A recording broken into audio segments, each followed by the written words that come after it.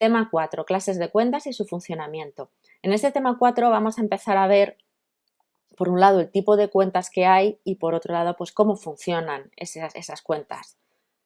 Tenemos tres tipos de cuenta, o la clasificación de cuentas sería cuentas de activo, cuentas de pasivo y cuentas de patrimonio neto. Las cuentas de activo representan la estructura económica de la empresa, es decir, bienes y derechos, propiedad de la empresa, así como otro tipo de recursos controlados económicamente por la misma, es decir, bienes y derechos y recursos económicos controlados por la empresa. Cuentas de pasivo, pues van a agrupar deudas u obligaciones pendientes de pago por parte de la empresa. Si queremos conocer las deudas que posee una empresa, pues solamente tendremos que observar el pasivo del balance. Cuentas de patrimonio neto, pues constituyen la fuente de financiación propia de la empresa. Estas cuentas están formadas por la aportación de socios o propietarios a la unidad económica o, por ejemplo, por beneficios no distribuidos. Recordemos que en el tema anterior vimos pues, que la cuenta tiene forma de T, que en la parte izquierda de la cuenta, cualquier cuenta, la 400, por ejemplo, la de proveedores, en la parte izquierda tiene el debe y en la parte derecha tiene el haber. Es decir, que todas las cuentas van a tener la misma estructura. Independientemente de que las cuentas sean de activo o de pasivo, van a tener siempre la misma estructura, el debe a la izquierda y el haber a la derecha. Bien, voy a remitirme al tema 2, a la práctica que hicimos en el tema 2. Bueno, pues aquí tenemos un balance de situación muy pequeñito, no he querido en esta etapa tan inicial del curso hacerlo muy largo. Sabemos que las cuentas se dividen en activo, patrimonio neto y pasivo. Bueno, pues yo voy a hilar un poquito más fino. Las cuentas de activo a su vez se van a dividir en activo no corriente y activo corriente.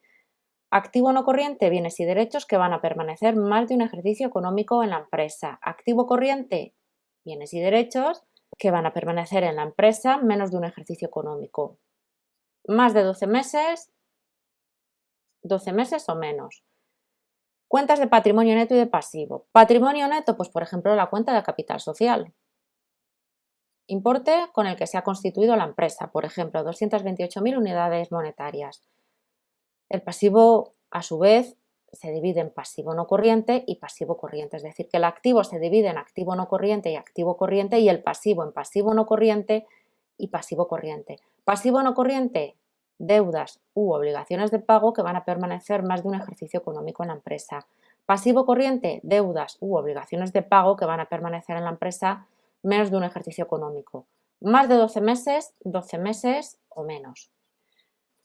Si queremos conocer las deudas que posee una empresa, solamente tendremos que observar el pasivo del balance, pues tiene una deuda contraída con el banco Z como parte del pasivo no corriente, es decir, que es una deuda a largo plazo de más de 12 meses. También podría tener una deuda a corto plazo, iría aquí en la parte del pasivo corriente.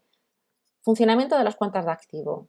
Activo no corriente y activo corriente. Bueno, pues los aumentos de las cuentas de activo las vamos a registrar en el debe y las disminuciones en el haber.